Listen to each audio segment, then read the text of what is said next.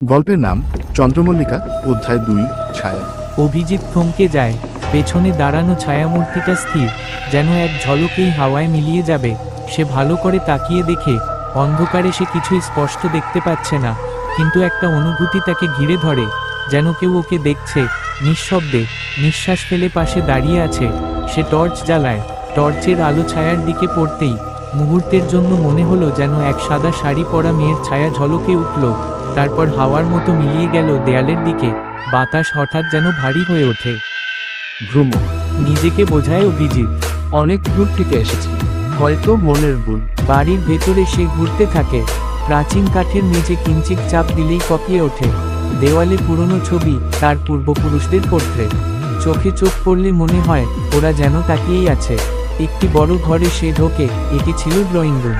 পাথরের তৈরি পুরনো ফায়ারপ্লেস এখনো আছে, তার উপরে এক নারীর ছবি। অভিজিৎ তাকিয়ে থাকে। ছবির নিচে লেখা, ভানুমতী দেবী, 1878-1901, যিনি চন্দ্রমল্লিকার রানী ছিলেন, কিন্তু চাঁদের আলোয় হারিয়ে গেলেন। অভিজিৎ ছবি থেকে চোখ সরাতে পারছে না।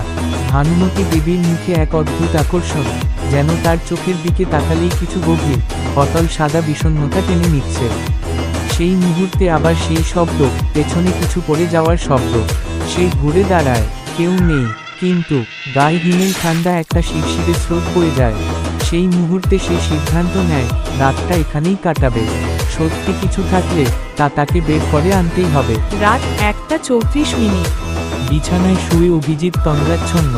হঠাৎ দরজার ফাঁক দিয়ে কারো হাঁটার শব্দ, আলতো এক নারীর পায়ে আলতার ধ্বনি।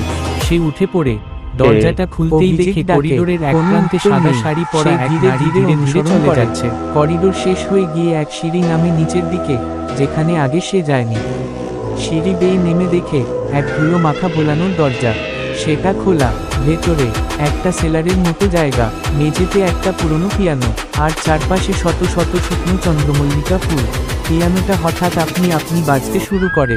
একটা সুর, পরিচিত, যেন সে এই সুর আগে শুনেছে। ভানুমতীর ছবি তার চোখের সামনে ভেসে ওঠে।